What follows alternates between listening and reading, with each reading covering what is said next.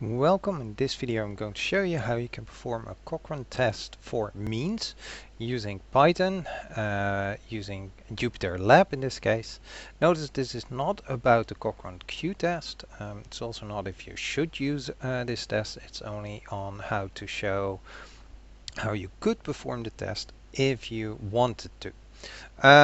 There are some who claim that this test should never be used, and but it is, on the other hand, often used as part of other tests, so it might still be of interest. I'll leave a link to this Jupyter notebook on my website, and I'm using at the moment Python version 3.8.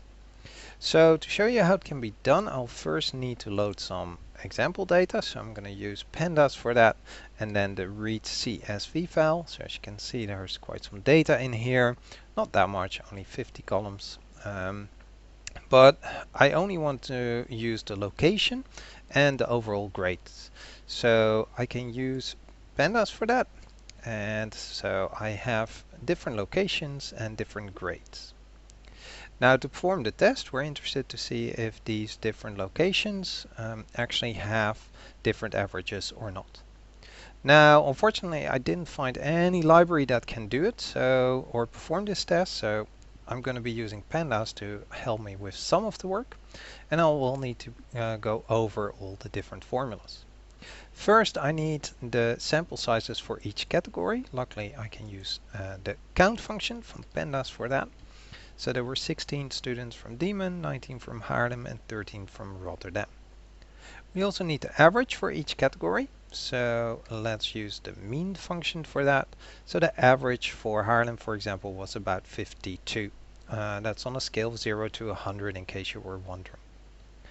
Then the variances. So the variance for each category can be done by simply using var. And now we nicely have the variance is 377, for example, in Haarlem. Now I can combine all of this in one result, so that we have a bit of an overview. So we can see that the variance was quite high in Rotterdam compared to, for example, Diemen, and also in Diemen the average was higher than in the other two locations. Next, we calculate the weighted mean, but this is all, of course, just in my sample data, and we want to know if it also translates to the population. So the weight, not the weighted means, the weight itself is the sample size of the category divided by the variance. So we can simply do that like this.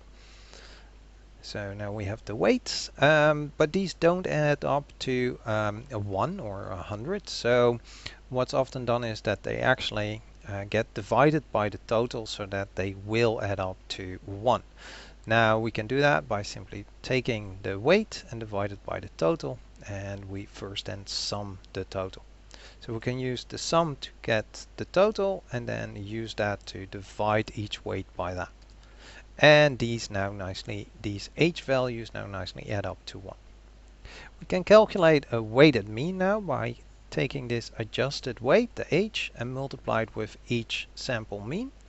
So we already have those results. We have the means and we have the h values. So we can simply multiply the two, and we have our our weighted mean. The Cochran test statistics is actually a chi-square value. Is now simply the original weight unadjusted multiplied with the average of the category minus the weighted mean and then squared. So we have all those values, so we can simply use the sum and then follow the formula to get the chi-square statistic. This has a degrees of freedom, which is simply the number of categories minus 1. And we can get the numbers of categories by doing simply the length of something.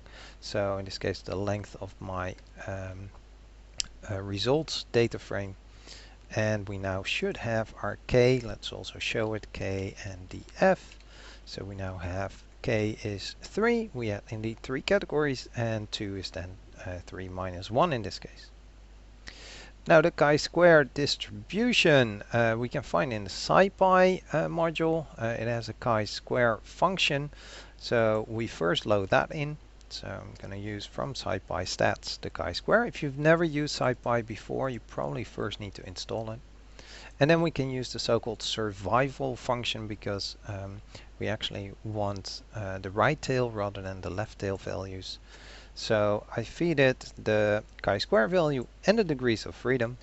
And in this case, that's 0.00000. I might have forgotten one or one too many, but a lot of zeros, 5 in total, and then 2878. So that's this e to minus 0.5 means to multiply this by 10 to the power of divide this by 10 to the power of 5.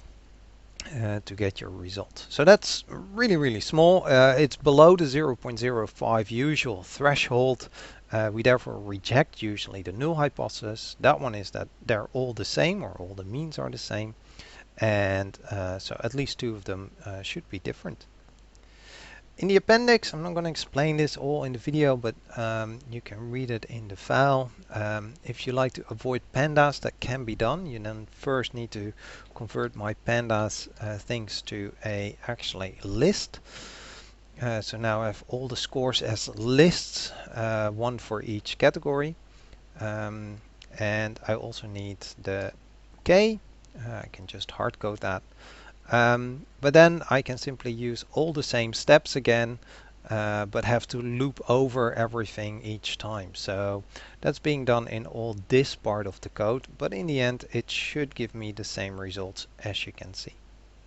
If you're interested, it's then very straightforward to make a function out of that. So I did that myself as well. So here's a function that can do all the work for us, and indeed that then finally gives me the same results in one go. Alright, I hope this was helpful. Thank you for watching, and see you in the next video.